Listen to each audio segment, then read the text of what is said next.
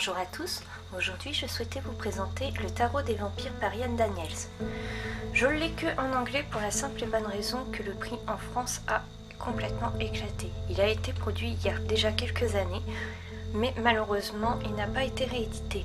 Donc les prix se sont envolés en enchères, dépassant facilement les 200 €. Je l'ai donc trouvé en anglais au prix de 29,99 €. Le derrière de la boîte en anglais donne ceci. Et comme vous l'aurez deviné, c'est le thème des vampires. Donc c'est une boîte qui est assez grosse, qui est magnétique au niveau de l'ouverture et ayant vraiment un intérieur sublime. Il contient donc le livret et les cartes.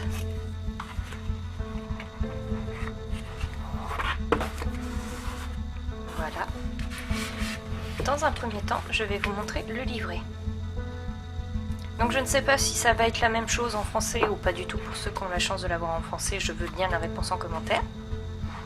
Mais du coup, vous avez l'explication du livre, de comment ça s'est fait, des légendes qu'il y a dessus. Et après, on va partir en fait sur ce que chaque carte représente au niveau des zodiaques. Et enfin, quand on a aussi tout ce qui est méthode de tirage. Et au niveau de tout ce qui est explication des cartes, vous avez à chaque fois le nom de la carte, ce qu'elle représente, donc par exemple Mars en Lion, la victoire. Je suis pas très douée en anglais et comme moi je l'ai acheté pour faire surtout en tirage intuitif, je vous avoue que je me sers jamais du livre, donc je n'ai pas pris le temps de le lire plus que ça. Mais à chaque fois, tout est vraiment analysé sur chacune des cartes et c'est vraiment intéressant. Pour le coup, il serait plus difficile à utiliser si on le prend même en français. Je pense qu'il serait plus difficile à utiliser pour quelqu'un qui débute. Sauf si effectivement, comme moi, vous faites en intuition. Voilà pour le livre.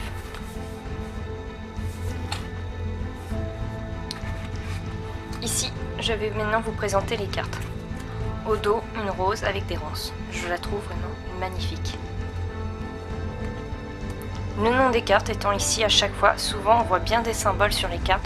On voit par exemple qu'il y a le serpent qui tourne autour, on voit des symboles comme la croix, on voit dans les tatouages certains symboles aussi, on voit le symbole de la féminité aussi. C'est vraiment des cartes qui sont très détaillées et qu'il faut prendre le temps de regarder pour les apprécier. Donc je sais pas si je peux approcher plus sans que ça ne choque au niveau. Voilà, je vais pouvoir les faire à ce stade-là. Vous allez voir.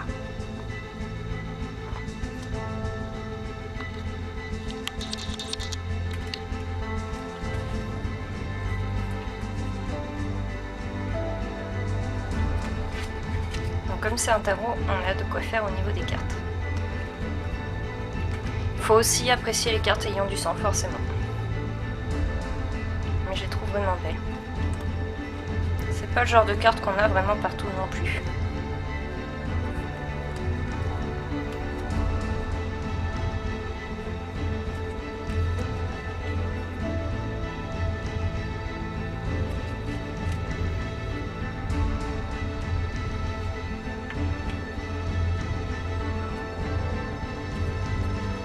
La carte des amoureux que je trouve vraiment sublime.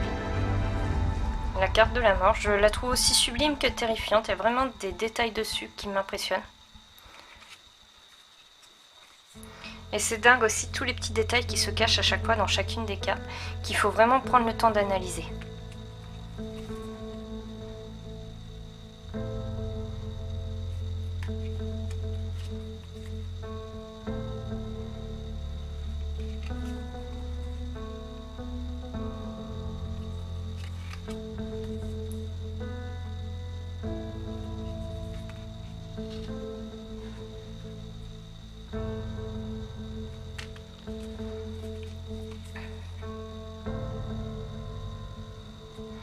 Il y en a certaines qui ne me pèsent pas plus que ça, mais c'est vrai que certaines ont vraiment des dessins magnifiques. De base, dans l'ensemble, elles sont toutes sublimes. Mais par exemple, celle-ci, je suis pas spécialement fan.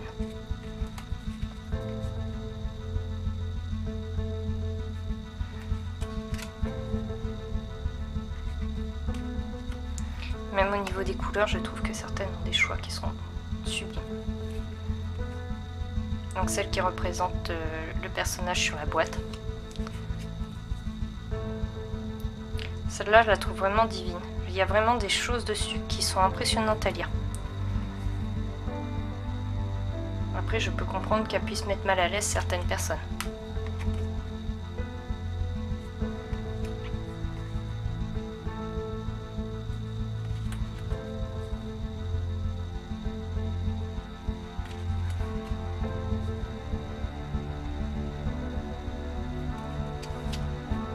Donc, comme on peut le voir, on n'a pas que des vampires, on a des chasseurs de vampires, on a des démons, on va avoir des gorgognes, on va avoir des loups-garous, il me semble aussi, de mémoire.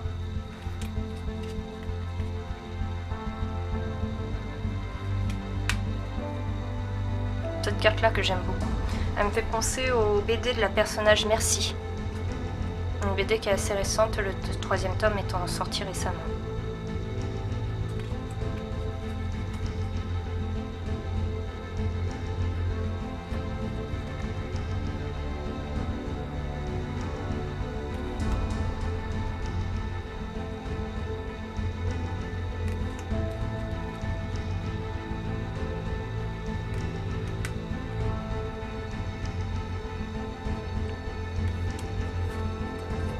Par exemple, celle-là, je ne suis pas spécialement fan, mais j'aime bien les petits détails comme là du personnage qu'on voit ici. Il faut vraiment prêter attention en fait pour bien voir ce qui se passe.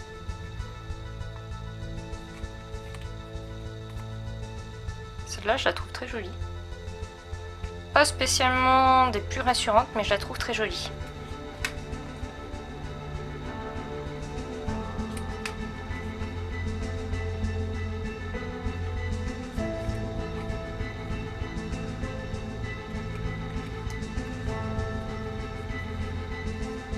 Celle-là, je l'adore. Celle-là, la carte du pendu, j'ai toujours un peu de mal en fait dessus. Elle a quelque chose qui me gêne énormément. Mais après, malheureusement, c'est une carte que je n'aime pas dans beaucoup de jeux en général. Et la carte de la roue, qui est vraiment une de mes cartes favorites, tellement les symboles autour sont magnifiques. Et on a un signe astrologique qui se trouve juste ici. Cette carte-là aussi que je trouve sublime.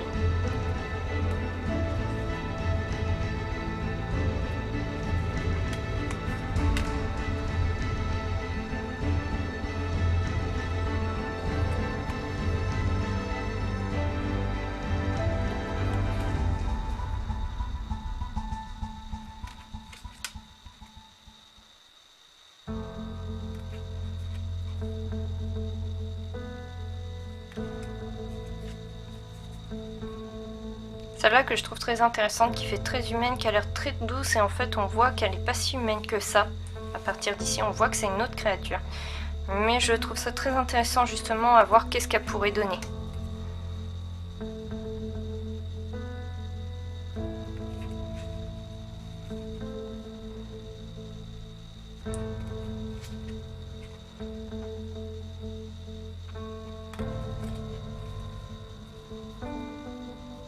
On dirait un personnage du Seigneur des Anneaux, j'adore.